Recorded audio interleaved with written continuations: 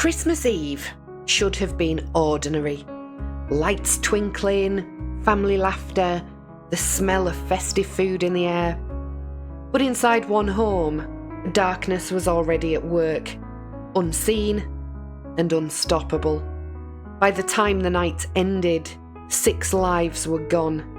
A quiet street was scarred forever, and a horror lingered that no one could have imagined. Sorry. I'm sorry. I'm terrible.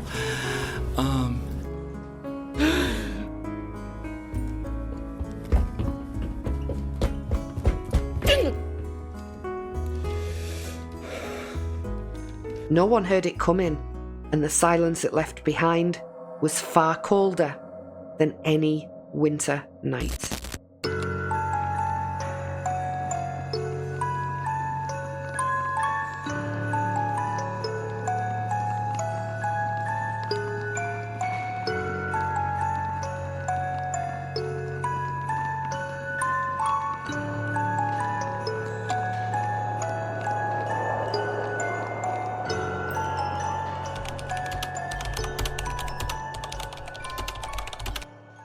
On Christmas Eve 2007, 6 lives were taken in a quiet Washington town, and the perpetrator was someone nobody expected. What investigators uncovered was a meticulously planned act of betrayal executed with shocking coldness.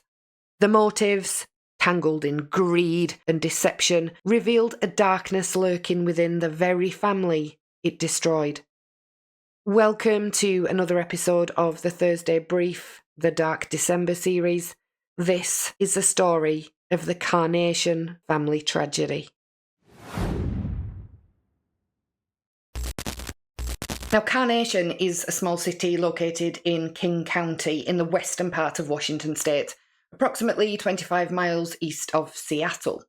In 2007, it had a population of 1,856 people, giving it that really close-knit, small-town feel. Known historically for its dairy farms and orchards, Carnation retains a rural charm with tree-lined streets, quiet neighbourhoods, and a strong sense of community.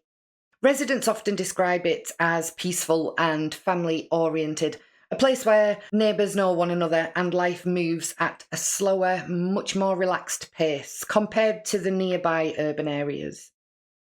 Within this small, tight-knit community, the Anderson family was well known and highly respected. Wayne, 60, worked as an engineer at Boeing, and his wife Judy, 61, worked for the US Postal Service. Married for more than 3 decades and having lived in Carnation for much of this time, they were seen as hard-working and devoted, actively participating in the life of their town. Both were known for their generosity and kindness, and friends and neighbours said that if you ever needed anything, the Andersons would always be there to help. No questions asked. Together, Wayne and Judy raised 3 children: Mary Victoria, Scott, and Michelle. Mary, the eldest born of the children, lived in North Bend with her son, while Scott, the middle child, aged 32, and his wife Erica, 31, lived about a 25-minute drive away in Black Diamond. Scott graduated with honours from Cedar Crest High School in Duvall, Washington in 1994, and he was a valued and highly respected member of the football team. Being quite sporty, he also participated in wrestling, baseball, and track. He graduated from the University of Washington with a BA in Business Administration and spent 7 years working for Albrecht Birkenbuhl Incorporated before moving on to Mid-Mountain Contractors for the last year of his life. Scott married his high school sweetheart, Erica Mantle, in Las Vegas, Nevada, on the 24th of October 1999. Erica spent most of her teen years in the track and drill team. She attended Lake Washington Technical College, where she studied culinary arts. Prior to having children, Erica was employed by QFC at their Pine Lake store, where she worked as assistant bakery manager. Her dream was to eventually open a small bakery of her own. Scott devoted himself to his family, working long hours in construction to provide for them, while Erica stayed at home to care for their 2 young children, Olivia, aged 5, and Nathan, aged 3, creating a loving household focused on family and stability. Wayne and Judy enjoyed babysitting duties and getting to spend time with their grandchildren, and they were extremely proud of the life that Scott and Erica had created for themselves.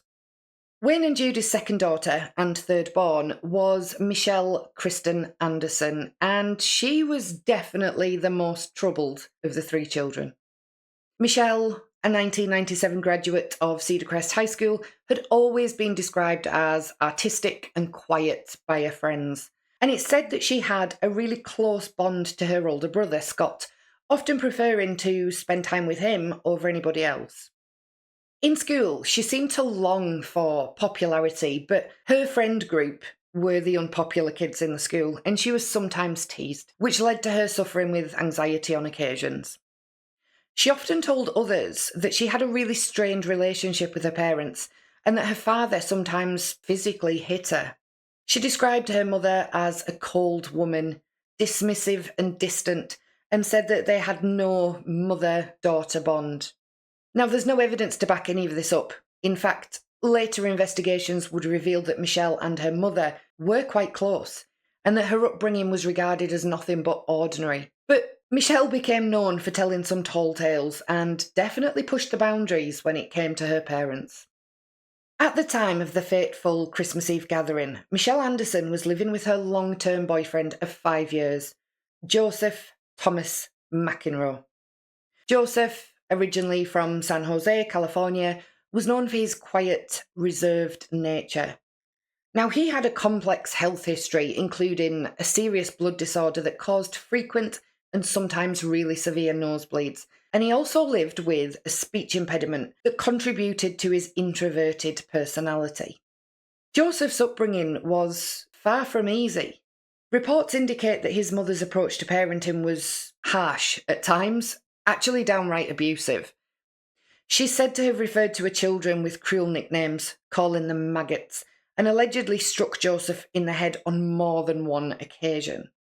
Family dynamics were complicated, with Joseph believed to have had 3 half-siblings, all with different fathers, while his mother reportedly prioritised the men in her life over her children. Later on in court, his mother would actually say that she believed she had Florence Nightingale syndrome, and that if she saw men with problems, she always wanted to fix them. Unlike many of his peers, Joseph gravitated towards solitary pursuits, spending much of his youth reading, engaged in imaginative play, and immersing himself in fantasy worlds, rather than sports or social activities. His adolescence and early childhood were marked by instability and frequent moves. After high school, Joseph's grades declined and he left formal education, taking jobs at fast food restaurants such as Burger King. In his late teens, he relocated with his family to Burien, I hope I've said that correctly, in Washington, where he worked at a local Safeway store before eventually moving to Glendale, Arizona. He was described as being proud to have employment, and he was a really reliable employee. In fact, a former manager would later say that Joseph would walk the long walk to work in all weathers, and he never missed a day. Now, he wasn't known for hanging out with his colleagues outside of work, and despite being invited to many workplace events, he did prefer to keep to himself. But he was described as friendly, helpful, and excellent with customers. During his early 20s, he became deeply involved in online communities and role-playing games, particularly Dungeons and Dragons, actually travelling at one point to South Carolina to meet a woman he'd met through the internet.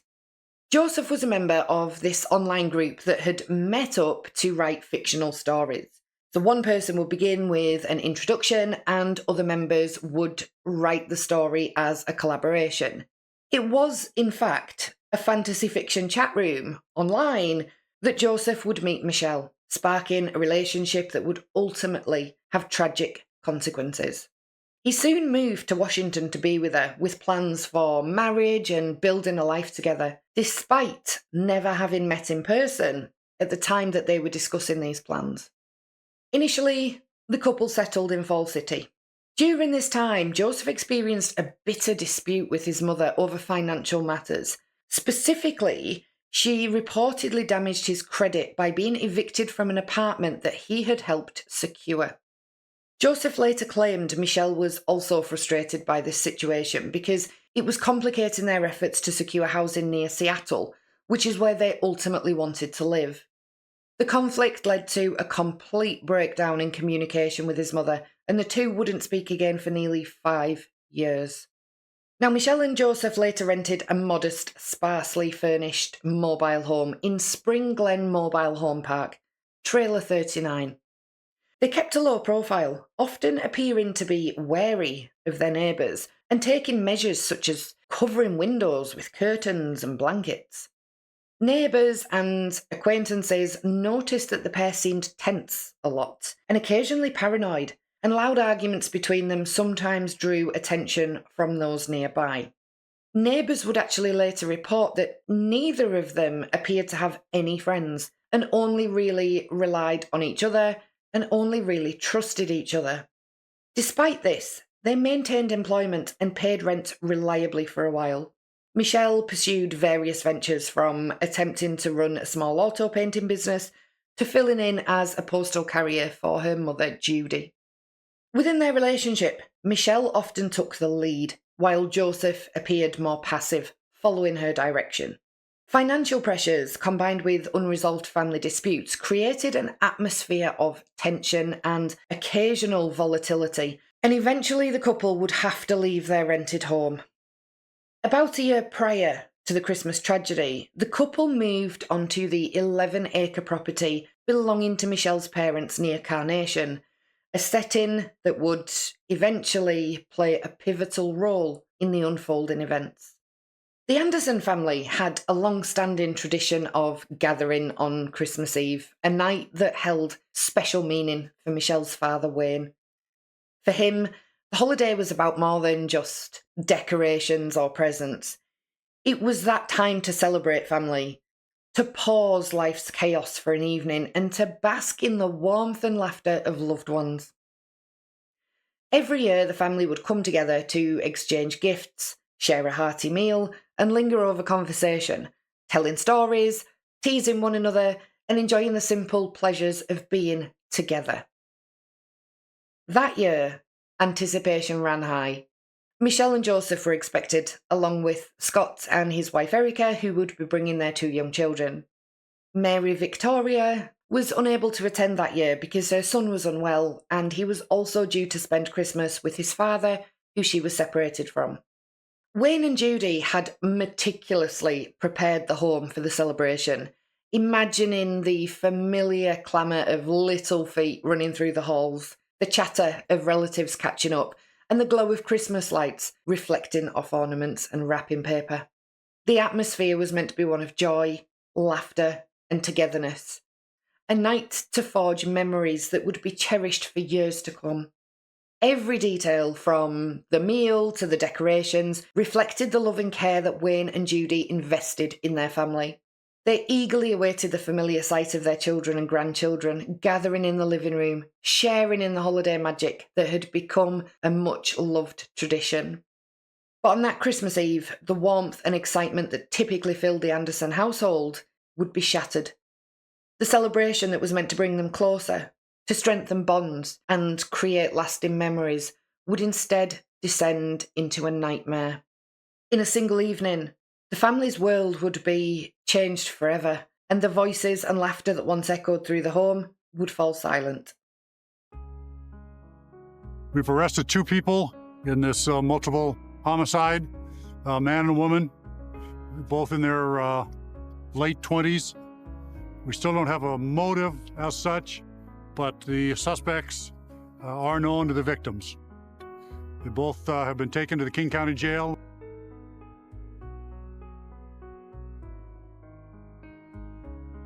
Our victims range in age from a little boy who is 3 years old up to a couple that's in their 50s, another couple in their 30s, and a little girl about 6 years old.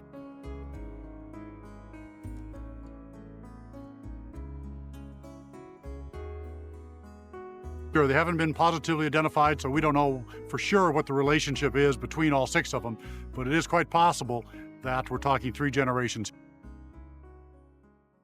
On the afternoon of December the 24th, 2007, Michelle Anderson and Joseph McEnroe arrived at Michelle's parents' home carrying firearms. Their intentions chillingly clear. Inside the house, Joseph kept Judy occupied as she wrapped last-minute Christmas gifts, while Michelle turned her attention to her father. Her first attempt to shoot him failed when she missed, and then the gun jammed. Hearing the commotion, Judy ran to the room, and without hesitation, Joseph stepped in and fired, fatally striking Wayne. As Judy began screaming in horror, Joseph briefly apologised to her before shooting her in the face. Michelle and Joseph then moved the bodies outside to a shed and methodically cleaned the home in a calculated manner, almost as if preparing it for the arrival of the next family members.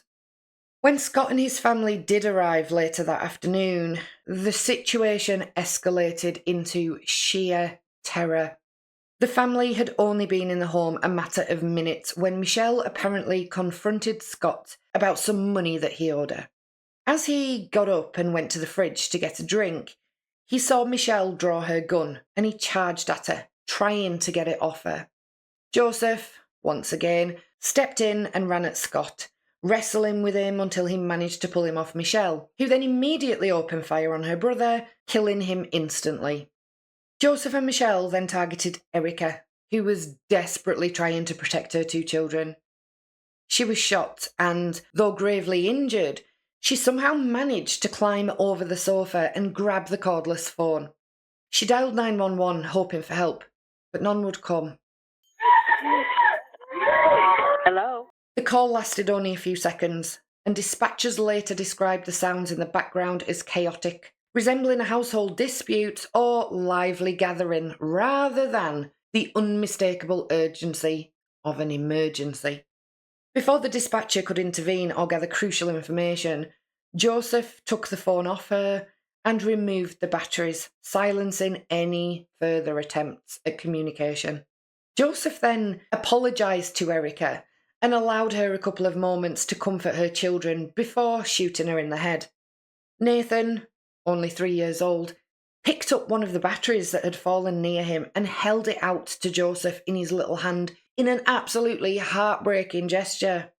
At such a young age, he seemingly understood. The battery needed to go back in the phone so everyone could get help.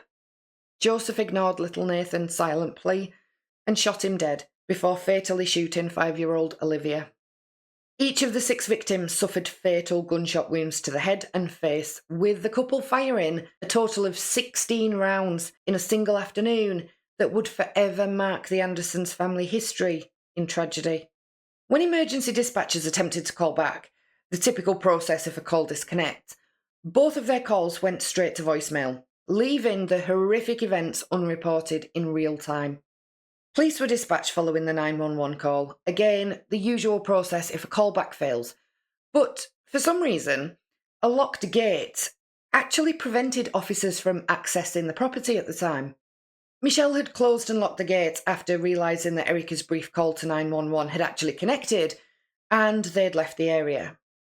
The bodies of Wayne, Judy, Scott, Erica, Olivia and Nathan were discovered 2 days later on Boxing Day, December the 26th, when a co-worker of Judy's, Linda Teal, went to check on her after she didn't show up for work and wouldn't answer the phone. Linda said, "I thought it was unusual that she wasn't there by 7 o'clock. She was never late without letting you know." When Linda arrived, the front gate was still locked, but she just walked round the grounds and up to the house, as there was more than one access point to the property. Now, I'm not quite sure why the police couldn't have done that themselves, but anyway, looking through a window, Linda saw what she thought was a body on the floor inside, and she said that she first believed that her friend and family had potentially been exposed to carbon monoxide. Obviously, the thought that they'd been shot and killed wasn't the first thing to come up in her brain. A worried Linda tried the front door and, finding it open, she entered the Anderson home, intent on pulling everybody in there out. As she stepped further into the scene, she realised that one of the bodies had a gunshot wound to the face, and she immediately called 911. 911? There's been a murder. There's 3 people dead that I can see right now. Inside? I just came up. She works with me. Inside a house? Yes.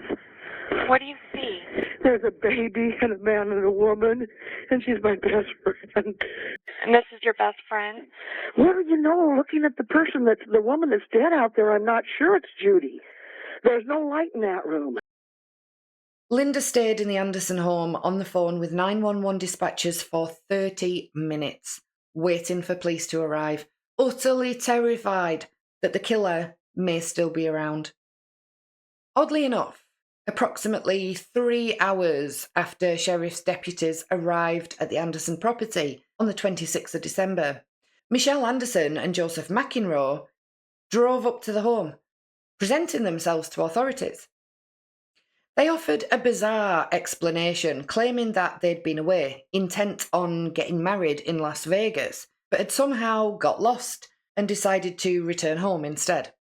The story was implausible, yet at first glance they seemed calm, almost casual, in the presence of law enforcement. Detective Scott Tompkins, who approached Michelle to deliver the grim news of her family's deaths, initially expected a standard notification, a moment of shock, grief, perhaps even tears. Instead, after speaking with her for just 10 minutes, he became increasingly suspicious, because she did not ask any questions about the throngs of police vehicles or media crews clogging the roads. Nor did she remark on the helicopter hovering overhead, scanning the rural property below. When asked what she thought what all the police cars lining the road to the property were there for, why there were multiple ambulances, and why there was a helicopter, she first said she thought her parents' house might have been on fire. Then, she said that her father might have had a heart attack. Her lack of concern, combined with her oddly composed demeanour, raised red flags that something far more sinister had occurred, and the couple was subsequently separated for questioning. Michelle told detectives that her and Joseph didn't really celebrate Christmas themselves, but had decided to surprise their parents that year with news that they were finally getting married after being together for so long. She said that her parents were happy about it, even though Michelle and Joseph were going to drive out to Vegas on their own, and the family wouldn't be there to celebrate their special day with them. Michelle recalled that they'd left the parents' house to start driving to Las Vegas, but then had to return to the property when she realised that she'd left her wallet there. They left their home again, heading for Vegas, but got lost. Then got back on track again. Then a tyre blew out overnight, so they decided to come back home again. Michelle claimed that they were pulled over at the side of the road when the tyre blew, and the reason that they were already pulled over was because they had a cat in the car with them, and that cat was freaking out because it didn't like to travel. So they decided to go home and assess whether they should actually go to Vegas or not, because apparently the check engine lights had already come on, and they were thinking that the trip was potentially more hassle than it was worth at that time. They got back to their trailer, decided to go ahead with Vegas, and then left again. When the detective told her that it was important to know every single place that she and Joseph had been or stopped since she left her parents' home, she said she wasn't sure because they went the wrong way and went through Monroe accidentally. And this was because she didn't know which way was north and which way was south. So already, the story sounds unbelievable. But then she went on to add that at some point after driving around aimlessly, they'd returned home to their trailer for a third time to get fruit, because they had a lot of apples and oranges on their counter, and she suddenly fancied eating some fruit. Right? Okay. She stated it was dark. She hadn't seen her mother, she hadn't seen her father, she hadn't spoken to anyone. She'd just gone to her trailer to get some fruit and left again. But when pressed some more about the issues they were having with the car, she stated that the tyre had blown out around 4 a.m. in the morning of the 26th of December, But she was confused about whether that was actually Christmas Day or not. And then she said that when she returned for the fruit, they were at the trailer for a couple of hours, which obviously seems like a ridiculously long time to grab some apples and oranges off your kitchen counter. So she then said that they took a nap as well because they were tired from the journey, getting lost, dealing with the cat that didn't like travelling, and not sleeping. She informed detectives that she had a lot of money in her savings account, although neither her or Joseph were actually employed at the time. Under careful interrogation, the cracks in the story quickly became evident. On page 39 of her 112-page statement to detectives, Michelle, upon being asked why she hadn't asked any of the police why her parents' house was crawling with investigators and had helicopters flying overhead for at least the fourth time, suddenly said, "I'm sorry, I'm a bad person, it's not Joe, it's all my fault." And there we had a confession. Gradually, Joseph began to admit his involvement. At first, he tried to keep to the same story as Michelle and continued to proclaim their innocence and bang on about cats and fruit, even when detectives informed him that Michelle had started talking. He would later say that he only continued to lie because he didn't trust that the detective was telling the truth, and he didn't want Michelle to get the blame for anything because he dropped her in it. What had initially seemed like a strange misadventure now unfolded into a horrifying truth. This was not an accident, a miscommunication, or a moment of panic. It was a premeditated attack that had claimed 6 lives, 3 generations of a family, and left a community in shock. Michelle Anderson began to unravel the complex web of emotions and resentment that had led to the horrific events of that Christmas Eve. She told detectives that she had guilt-tripped Joseph into helping her, claiming she didn't want him to take the fall for what she described as her idea alone. In her words, the initial plan had been to confront and, if necessary, kill her brother Scott over what she said was an unpaid debt. She mentioned this debt around 39 times in her interview, but she explained things had escalated after her parents, Wayne and Judy, refused to take her side.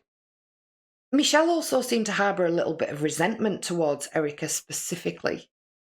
She'd been really close to Scott until Erica came on the scene, and then when Scott and Erica married and had children, Michelle's relationship with him became a little bit more distant. I mean, he did, after all, have other priorities, a wife and 2 young children to provide for, meaning less time to spend with Michelle. Michelle appeared to resent the amount of time Scott spent working to give his family a stable life, and the fact that when he wasn't working, he was with his family. Her parents, on the other hand, were so proud of the man that their son had become and praised his hard work and commitment to his family. Michelle seemed deeply annoyed by this. According to Michelle, the tension within the Anderson family had been brewing for quite some time. Her parents had reportedly just told her and Joseph that they'd need to start paying rent if they wanted to continue to live on the property, an expectation that Michelle viewed as a betrayal.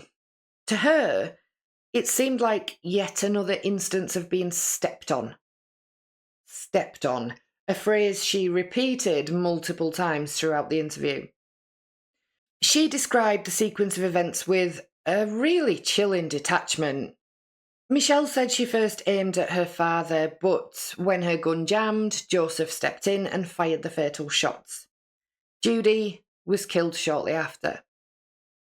Once both parents were dead, the couple methodically cleaned up the house, wiping surfaces and moving bodies, preparing for the rest of the family to arrive. When Scott, Erica and their 2 children did arrive at the house, the confrontation escalated almost immediately. Michelle claimed that her brother charged at her during an argument about money, prompting her to shoot him. She said Erica screamed and tried to reach for a phone, but Joseph intervened, shooting her dead. And then came the most disturbing detail of all: the decision to kill the children. When Detective Tompkins asked what the kids had been doing in those final moments, Michelle's voice did break slightly on the recording, and she said, "They were clinging to their mom, screaming, 'Sorry.'" She explained, "I just thought if they saw their parents dead, they'd be scarred for life." After the killings, Michelle said, "I felt so bad, like what the hell have I done? I'm a monster."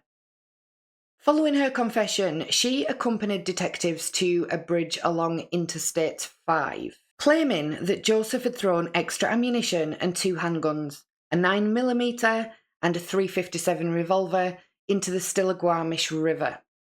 Despite extensive searches, the weapons were never recovered at the time. 4 years later, in 2011, a man discovered a corroded .357 revolver on the riverbank. However, it was far too degraded for forensic testing, leaving investigators unable to definitively link it to the Carnation murders. The image that emerged from Michelle's confession was one of resentment turned lethal, a festering mix of perceived slights, financial tension, and deep emotional instability that transformed what should have been a peaceful family gathering into a calculated massacre. When detectives questioned Joseph McEnroe, his version of events aligned with much of what Michelle had already confessed, but it also offered a glimpse into the disturbing dynamic between the two. Calm, almost eerily composed, Joseph recounted how he and Michelle had driven to a parents' home that Christmas Eve under the guise of joining the family celebration. Once inside, he said the killings began, and he admitted that he was the one who shot both children. He claimed that he did it to eliminate witnesses, but also that Michelle had convinced him that it was the kinder choice, telling him that if the children saw their parents dead, they would be scarred for life. Joseph said those words echoed in his mind as he carried out the final, unthinkable act. As the interrogation went on, Joseph's story began to blend justification with remorse. He told detectives that Michelle had long felt slighted and disrespected by her family, over money, over perceived rejection, over what she believed was a lifetime of being overlooked. He said that resentment had metastasized into rage. He said that Michelle's parents were quite well off and they had a lot of money, while he and Michelle were always poor and struggling to make ends meet. A fact, he said, Michelle's parents were well aware of. He said that Michelle always felt like her parents weren't helping her out, and she resented that. She told him on a number of occasions that she felt that her parents were disrespecting her, and that fateful year, she informed Joseph that if they didn't start treating her better by Christmas Eve, she would kill them. In both his confession and his later testimony, Joseph described Michelle as the driving force behind the massacre. He said she had manipulated him emotionally and psychologically for years, isolating him, breaking him down, and convincing him that the family deserved what was coming. He claimed that she brutalized him psychologically, dominating every single aspect of his life until he no longer felt capable of defying her. Joseph insisted that he never wanted to kill anyone. He portrayed himself as a man under her control, a passive participant swept up in a storm of her making. But the physical evidence and his own actions told a much darker story, one of shared culpability, deliberate planning, and the cold-blooded execution of an entire family. When it came time to face justice, Joseph didn't deny his role in the killings. In a calm but really emotionless confession, he recounted in grim detail how he and Michelle Anderson murdered 6 members of her family, including the 2 children, on Christmas Eve. He faced the death penalty for his despicable actions, as did Michelle. But while Joseph's words were disturbing, the legal process that followed was even more complex. He initially entered a plea of guilty to non-capital aggravated murder, a peculiar charge that technically didn't even exist under Washington state law. The purpose of the plea was clear: to acknowledge the magnitude of his crimes while taking the death penalty off the table. It was a move that some described as a legal compromise, designed to bring closure without the agony of a capital trial. But even with that plea, the case still moved forward to a full jury trial. The law required that a jury formally determine guilt and sentencing due to the severity of the charges. On December the 19th, 2014, a 16-member jury was selected to hear the case against Joseph McEnroe. Over the course of several months, they would be shown evidence of unimaginable brutality. Jurors listened to the 911 recording made by Erica Anderson moments before her death. They examined crime scene photos of a home still decorated for Christmas and heard from detectives who described finding presents half-wrapped and blood pooling beneath the family's Christmas tree. A recreation of the family home was even set up in the courtroom, so jurors had even more insight into where and how the murders took place. The jury heard how little Nathan had his head on his mother's chest when the bullet struck him. Prosecutor Scott O'Toole would later say, "In the final, furious last moments of her life, Erica Anderson looked into the eyes of the woman and man killing her family. Nathan placed his head against her chest next to her heart, and then McEnroe fired a bullet into his head." Now, for those who haven't seen it, Joseph's trial was very strange, and I really mean that. He was a peculiar figure in the courtroom. You know what? Fuck it. If you want to kill me, go ahead. Kill me. I don't care. Okay? I'm trying to go off and lay out what actually happened. If that doesn't work for you, then that's cool. I don't care. You know? You're sitting here thinking the only reason that I'm up here at all is to try and save my own skin. I don't care. Okay? Shit. Anyway. He informed the jury that he had been practicing making his voice better, to sound nicer. He had, in effect, tried to make himself sound softer and less manly than he'd sounded prior to the murders. He was actually called out on this by the prosecution, who played his recorded interview with detectives. Mr. McEnroe, you've changed how you appear to this jury, have you not? I have changed how I appear, yes. The picture we have of you now, we have in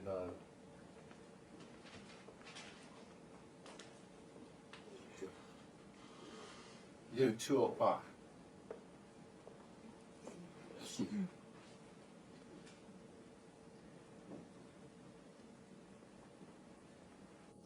That's how you appeared back on December 26, 2007. Mm-hmm. Yeah. So you appeared on December 24th, 2007 when you killed the Anderson family, am I right? Yes. That's how you generally appeared in the years before December 26, 2007, am I right? Yes. So your physical appearance has changed today. Yes. Okay. That's not the only thing that's changed, is it? Is it? I don't know. Well, didn't you testify almost the first thing out of your mouth under examination is you changed the way you speak? I've tried to go and refine my speech, yes. Do you remember telling Mr. Prestia the first day that you testified that you tend to speak quickly and quietly, Yes. and that you've been practicing your speech patterns over the past couple of years? Yeah. And that's why you've been in the King County Jail Yes. awaiting trial. Yes.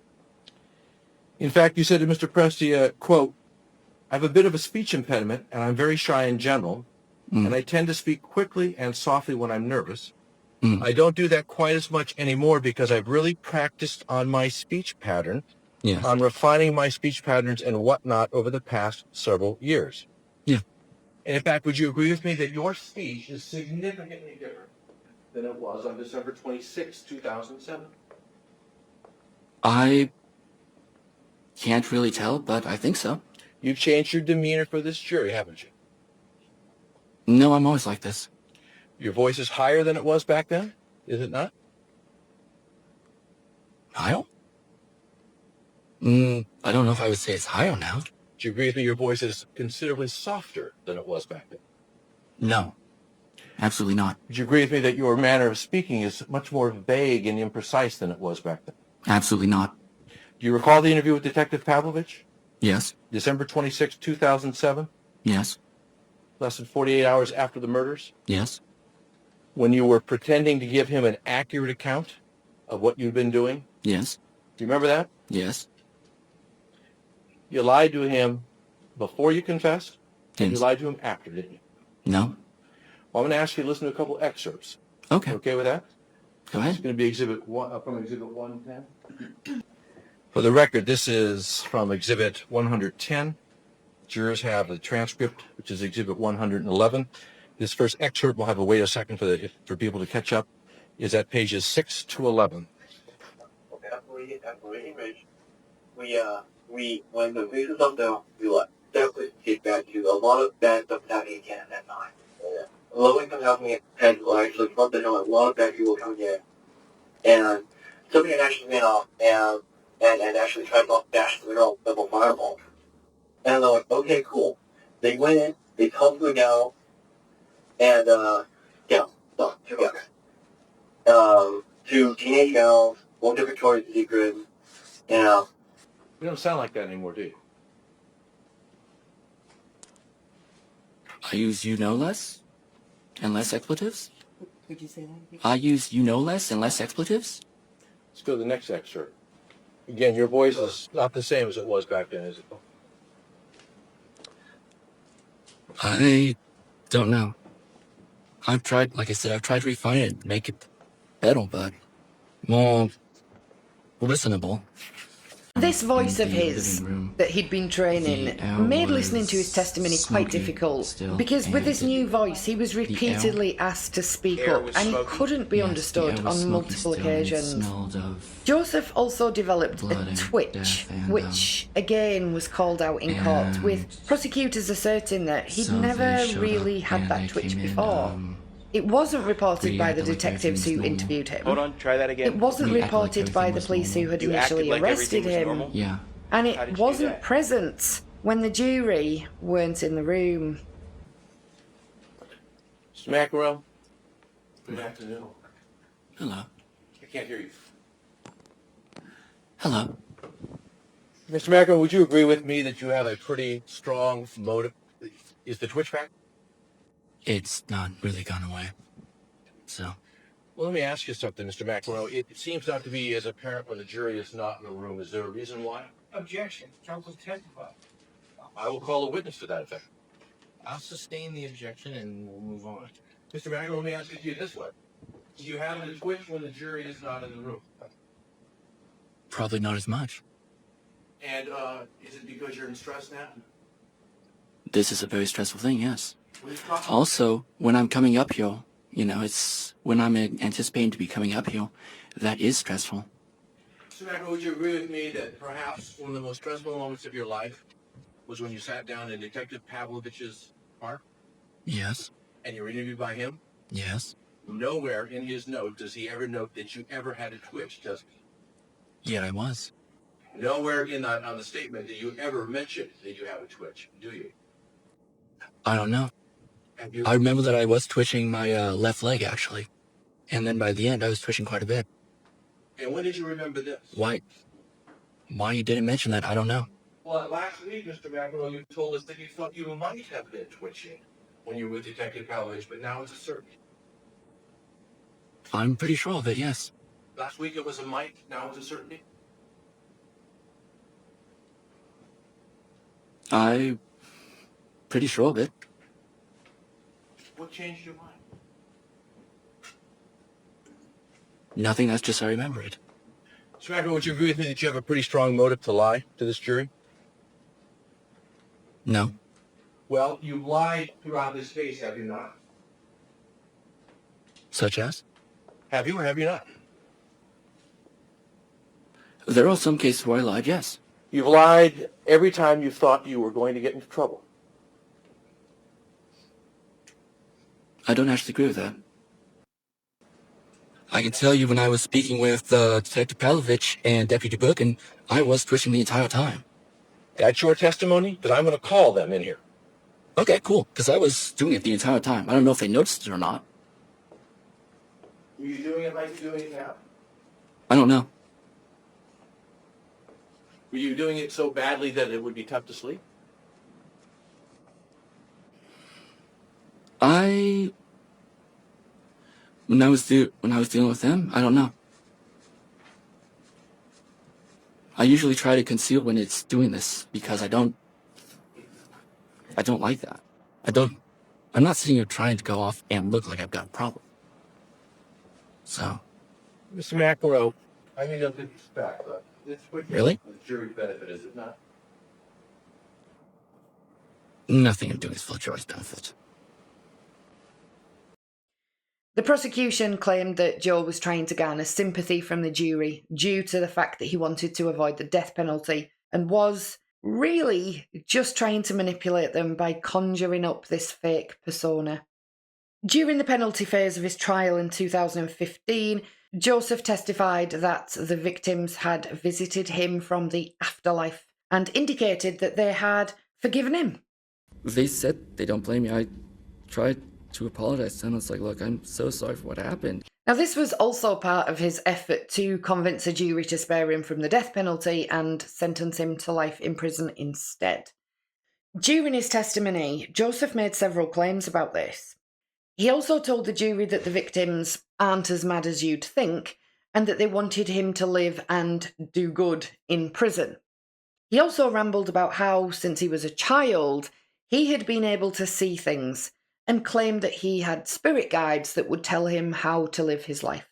Prosecutors considered these claims bizarre, and maintained that the murders were motivated by greed. Throughout the proceedings, Joseph appeared withdrawn and detached, at times showing flashes of real emotional instability.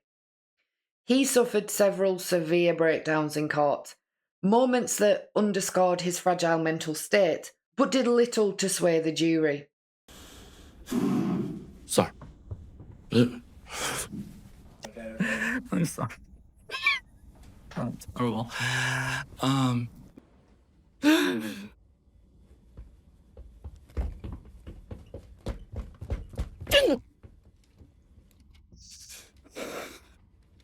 Prosecutors argued that Joseph had acted methodically, showing no mercy, and that his later claims of manipulation by Michelle Anderson were simply attempts to deflect responsibility. His defence team tried to present a completely different picture. A socially isolated man, psychologically dominated by Michelle, and drawn into a murderous plan that he felt powerless to resist. They painted him as passive, a follower rather than a leader, someone whose emotional dependency made him vulnerable to her control. But the jury saw through that narrative. After hearing the evidence and his own recorded confessions, they concluded that Joseph was not merely a bystander, but an active participant in every stage of the killings. On March the 25th, 2015, the jury returned its verdict. Joseph McEnroe was guilty of 6 counts of aggravated first-degree murder. The courtroom fell silent as the judge read the decision. 6 lives taken, and now one man's fate sealed. Well, ladies and gentlemen, it's my understanding that the jury has reached a verdict in this matter, and if I could ask the foreperson to identify themselves. It's juror number 8, Ms. Morella, right? Has the jury indeed reached a verdict, Ms. Morella? We have. And you've concluded your deliberations? We have. Okay, if you could please give the verdict form to Kenya. Thank you very much, ma'am. All right. The verdict form reads as follows. Question: having in mind the crimes of which Joseph McEnroe has been found guilty, are you convinced beyond a reasonable doubt that there are not sufficient mitigating circumstances to merit leniency? The answer that is checked says no unanimous agreement, in which case Joseph McEnroe shall be sentenced to life in prison without the possibility of release or parole. When it came time for sentencing on the 13th of May 2015, Joseph once again stood before the court. Joseph had been very vocal during the penalty phase of his trial, but he chose not to speak at his sentencing hearing. Instead, he sat silently, expressionless, while the people whose lives he destroyed stood up one by one and spoke for the victims who could no longer speak for themselves. Richard Duncalf, a close family friend, looked directly at Joseph as he stood at the podium. His voice shook, but not with fear, it was controlled anger. He said, "I've seen enough of this trial. It's disgusting what happened. A person that would do that on Christmas Eve has got to be about as low as a form as you can be. People totally vulnerable. Supposed to be the best part of the year. Families get together. It's all about love and family. And I can't imagine it. It's unthinkable what this person did. And as far as I'm concerned, he's pathetic, despicable, and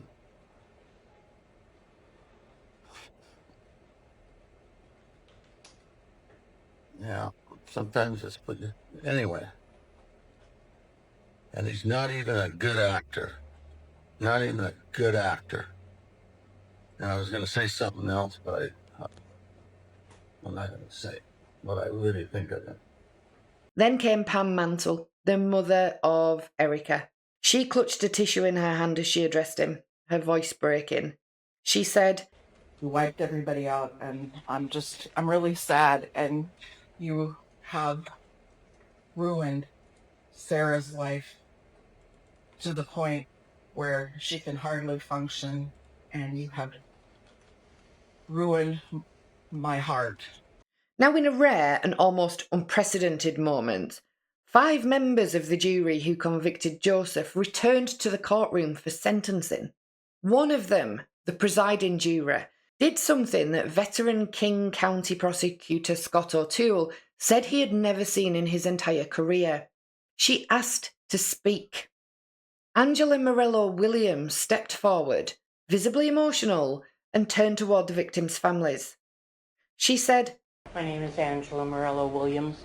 I was the presiding juror. I speak not for all of the jurors, you're right, Ms. Ross, but I do speak for a majority of them.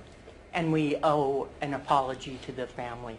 We owe the apology to the family for having your rights trampled on, for having this gone on for 8 years of having to relive countless times over and over and over again. There are victims' rights, and one of those rights is the right to a fair and speedy trial. And you have the right to justice. And that, if 8.5 years is a short period of time, we're ever so sorry for that. Because most of the time, it seems like a capital punishment case takes between 2.5 and 3 years, which is long enough.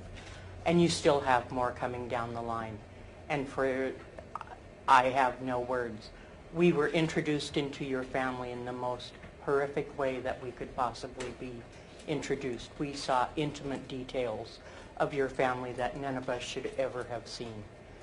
And for that, we're sorry. We're sorry that when we went back to deliberate in the second phase of the trial, that it ended up in jury nullification. And we all want you to know that Wayne, Judy, Scott, Erica, Nathan, and Olivia will always be in our hearts, and you have touched us deeply. But perhaps the most powerful words that day came from Judge Jeffrey Ramsdell as he prepared to hand down the sentence. Looking directly at Joseph, he said, "It's no wonder that your actions have outraged the public. It's also no wonder that many members of the public were demanding that you be executed for these brutal and senseless murders. The fact that 2/3 of the jurors concluded that execution was the appropriate punishment should be a sobering thought that stays with you for the rest of your life.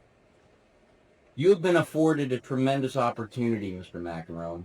It's the opportunity to live out your life to its natural end. This is an opportunity that you denied to each one of your victims, including 2 children who had barely begun their life's adventure. It was a stark reminder of the imbalance, the finality that he imposed on 6 innocent lives, and the life that he still gets to continue living. The court also did something symbolic and deeply moving at this hearing. 6 white carnations were placed on a bench in the gallery, 1 for each victim. A simple gesture, a quiet memorial, and a reminder of the 6 people stolen in an act of unimaginable violence. The following year, Michelle Anderson, the woman prosecutors called the mastermind of the massacre, stood trial for her role in the killings. Unlike Joseph, she didn't address the jury, but like Joseph, she was convicted on 6 counts of aggravated first-degree murder and sentenced to 6 consecutive life terms in prison without the possibility of parole in April 2016. Her trial was also quite a strange one. While Joseph had many witnesses called for the defence, Michelle didn't. Her sister, Mary Victoria, did testify that she'd heard her sister make threats against her parents previously, but never believed that she would act on them. She stated, I think you answered in response to my questions on direct examination and Mr. Thornton's on cross-examination. That you didn't think or you didn't know whether your sister was serious when she said she wanted to kill her father. If I really thought my sister, no, you don't think it's your family's going to kill your family. The court heard how Michelle had admitted to detectives that she shot her brother Scott 4 times and her sister-in-law Erica twice. Michelle sat quietly throughout the trial, crying when family and neighbours took the stand to testify. Michelle's lawyer, Colleen O'Connor, had argued the deaths weren't premeditated and that, at most, Michelle should be found guilty of second-degree murder. Now, I find this just absolutely ridiculous, but defence have to do defence, right? Michelle had repeatedly said in her taped confession that the murders weren't premeditated, but admitted that in moments prior to arriving at her parents' home, she thought about it. She said, "I went up there knowing I'd probably shoot people, but I didn't want to." Well, come on. She entered her parents' home with a gun wrapped in a sweatshirt. She took a gun from her trailer, wrapped it in a sweatshirt, took it to a car, removed it from the car, and then she carried it into their home. She then kept it on her, wrapped in the sweatshirt, until she opened fire on her own father. That is premeditation. When we talk about premeditated murder, a lot of people do still imagine long, detailed planning. Days or weeks of preparation, meticulous steps, and a killer who's been plotting for ages. But legally, that's not how it works. There's no set amount of time required for a murder to be considered premeditated. A person doesn't need hours. They don't need a written plan. They don't even need more than a few moments. Under the law, premeditation can happen in seconds. All that's required is that the offender forms the intent to kill before carrying out the act, even if that moment of decision happens right before the fatal blow. What matters is the conscious choice. Courts look for signs of that choice. Things like grabbing a weapon first, walking into another room to commit the act, making a threat before acting, or even pausing just long enough to have time to think about what they're about to do. Those few seconds, that tiny window where the killer has time to reconsider and chooses not to, is enough to prove premeditation. And we see a clear example of this in the Carnation family murders. Michelle Anderson's defence tried to argue that she acted impulsively and should only be convicted of second-degree murder. But this woman took a loaded gun with her to her parents' property, knowing exactly what she intended to do. That single decision, bringing the murder weapon to the location, demonstrated premeditation. She didn't act in sudden rage. She brought the means to kill before the confrontation even began. Before her trial, Michelle had tried to plead insanity, but she was assessed as fit to stand. Michelle, who was being held in administrative segregation for the majority of her time awaiting trial, refused to be interviewed by a defence psychologist for 5 years and had completely stopped communicating with her defence team. A motion was actually even submitted, requesting that Michelle was provided with a television and an extra hour out of her cell each day, in the hopes that it would stabilise her mental health and, therefore, prompt her to engage with her attorneys. That motion was denied. In a 2008 interview, Michelle said she wanted to be executed, and she may very well have been. But after the jury couldn't unanimously come to a decision in Joseph McEnroe's case, the prosecution, who had been going for the death penalty, withdrew it. So today I am announcing my decision to withdraw the notice of intent to seek the death penalty in the case of State versus Michelle Anderson. Ms. Anderson is charged with 6 counts of aggravated murder in the first degree for the mass slaying of her family on Christmas Eve 2007. Now, I initially filed the notice to seek the death penalty because the case, in my opinion, met the legal standard, and I thought that the premeditated murder of 6 people, including 2 small children, qualifies as one of the worst crimes we've ever had here in King County. I thought the jury in each of the co-defendants' cases should have the option of the state's ultimate punishment. The jury in the trial of Michelle Anderson's accomplice, Joseph McEnroe, heard all of the evidence in that case, and they found him guilty. The evidence in that case revealed that McEnroe fired the fatal shot in 5 of the 6 murders. McEnroe fatally shot Wayne Anderson and Judy Anderson in their home as they prepared for the holiday. He then took the lead in hiding their bodies, and he set the trap for the next victims. When Scott and Erica Anderson arrived to celebrate Christmas Eve about an hour later, McEnroe was the one who killed Erica Anderson with multiple gunshots.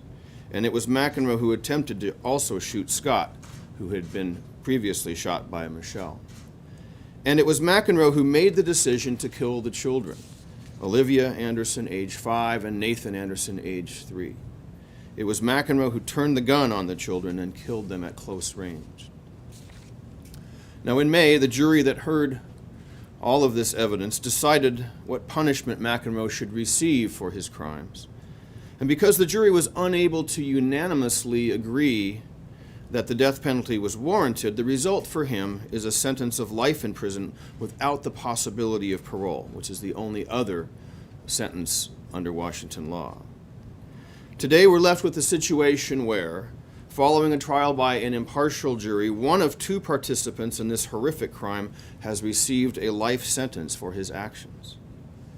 My decision today to withdraw the death penalty notice in Michelle Anderson's case will reconcile the potential outcomes for these 2 defendants and remove the death penalty option for the jury in Michelle Anderson's trial.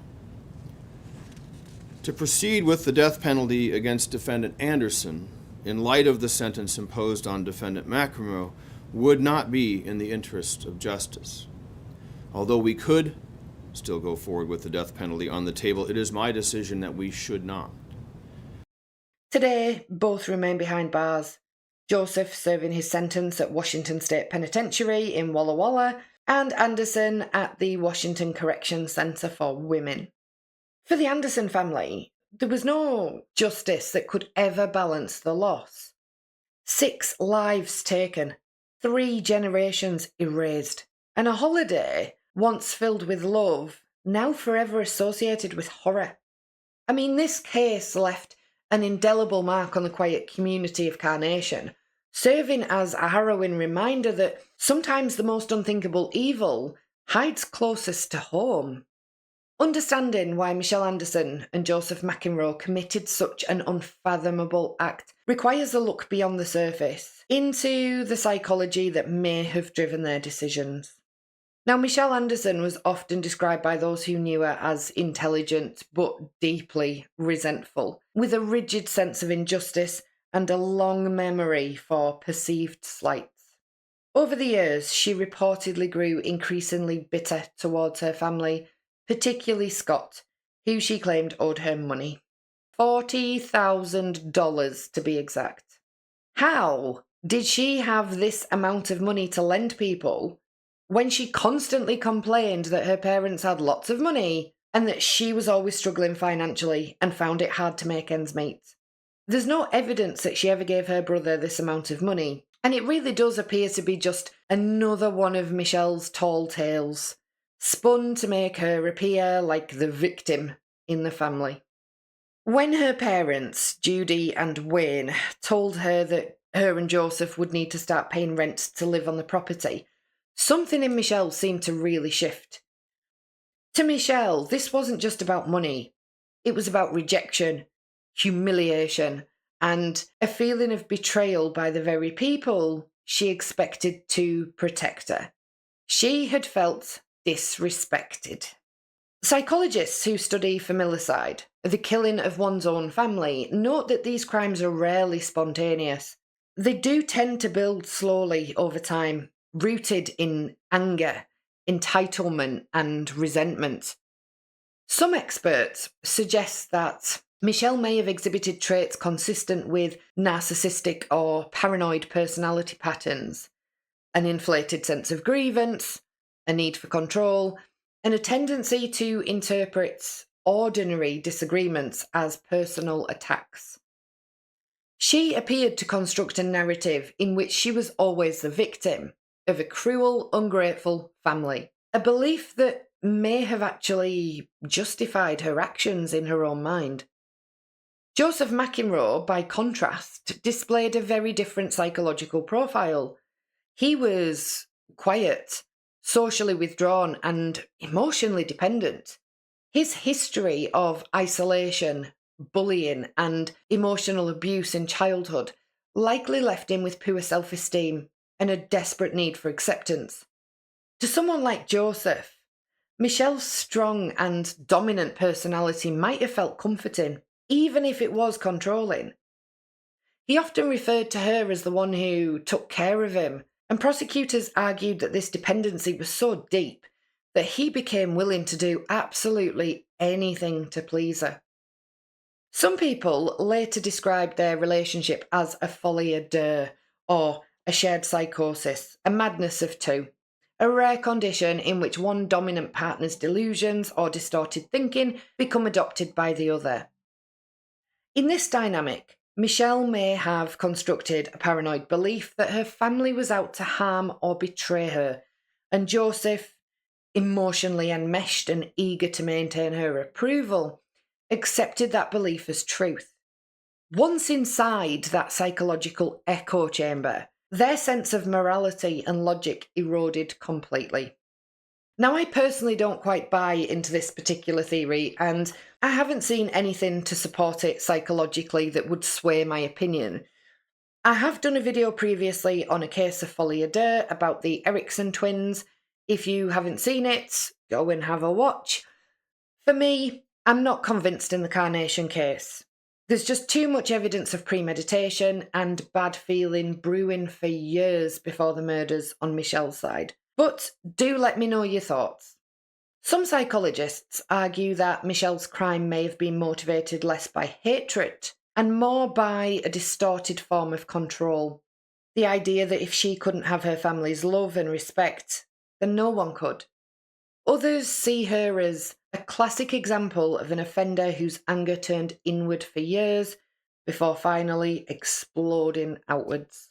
Meanwhile, Joseph's participation raises questions about obedience, fear, and emotional manipulation. How much agency did he really have? Was he a willing accomplice, or a man so psychologically bound to Michelle that he couldn't distinguish her reality from his own?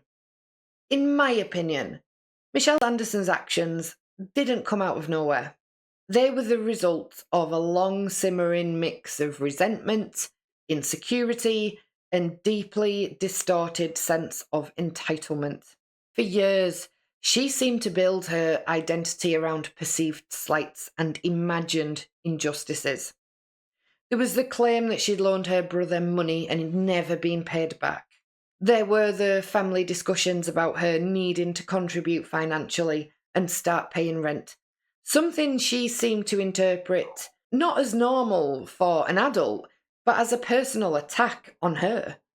At the same time, her brother Scott had a stable job, a happy marriage, 2 children, and a life full of the structure and success that she herself struggled to achieve. Now, that kind of contrast can fuel jealousy, especially when someone feels left behind or overshadowed. Michelle also appeared to resent her sister-in-law, Erica, possibly seeing her as someone who took her brother's attention and loyalty. Add in her unemployment, ongoing financial instability, and the time she spent in fantasy fiction chat rooms, worlds where she could imagine herself as powerful or wronged, and you start to see someone retreating from reality and building a narrative where she was just constantly the victim.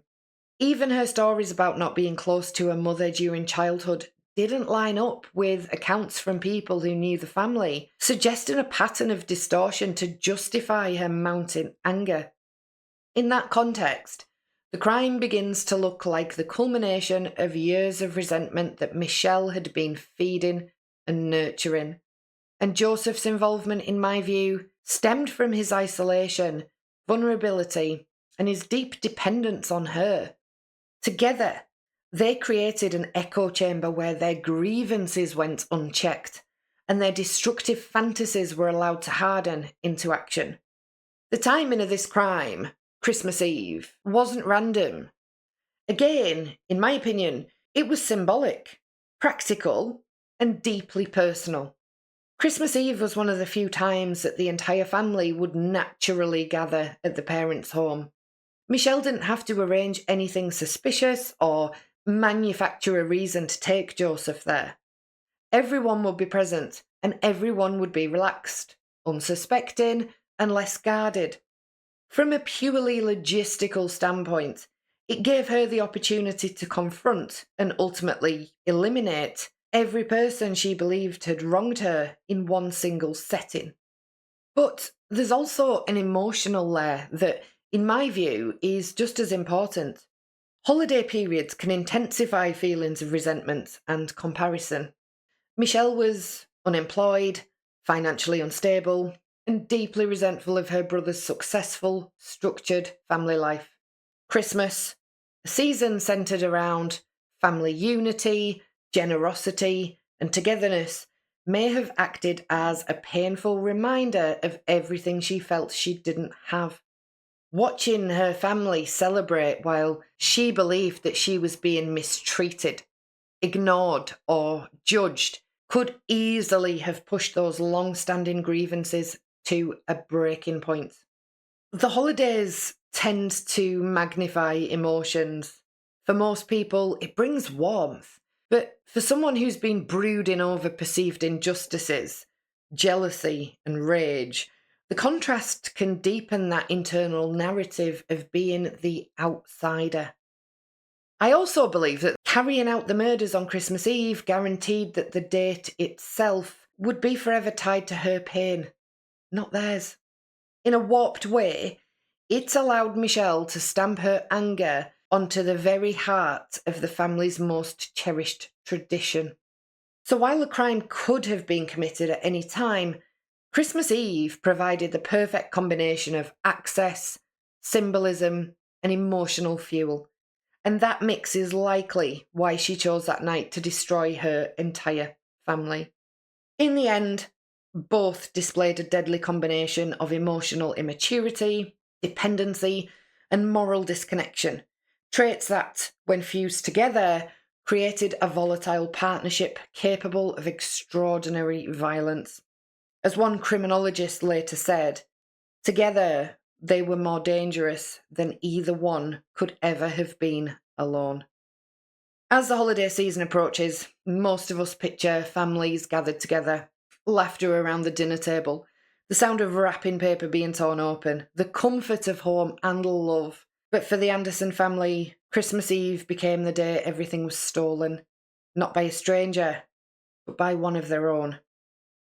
The Carnation murders force us to confront the darkest corners of family dynamics: resentment, entitlement, unspoken anger, emotions that can quietly grow beneath the surface until they erupt in violence. What makes someone cross that line? Was Michelle Anderson consumed by years of bitterness, or was there something deeper at play?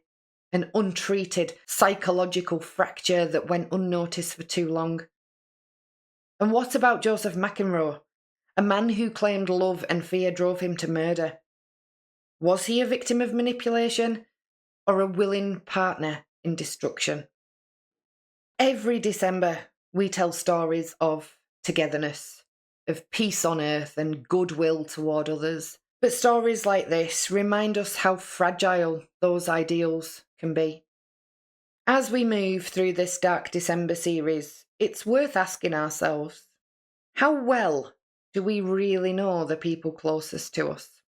What hidden resentments or pressures might be simmering quietly behind closed doors? What do you think really drove Michelle and Joseph to commit such an unimaginable act? Was it control? Fear? Love gone wrong? I'd like to hear your thoughts in the comments below. And as Christmas draws near, maybe the lesson here is simple: to pause, to reach out, to appreciate the fragile connections we still have. Because for Wayne, Judy, Scott, Erica, Olivia, and Nathan, one family's moment of madness became an everlasting absence around the Christmas table. So as you watch the lights twinkle this season, remember them. And remember that even in the darkest stories, there's always something to learn about the light we often take for granted. I'll see you all in the next one. But in the meantime, stay curious, stay kind, and please do take care of yourselves. I've been Fiona, and this has been Case Continued.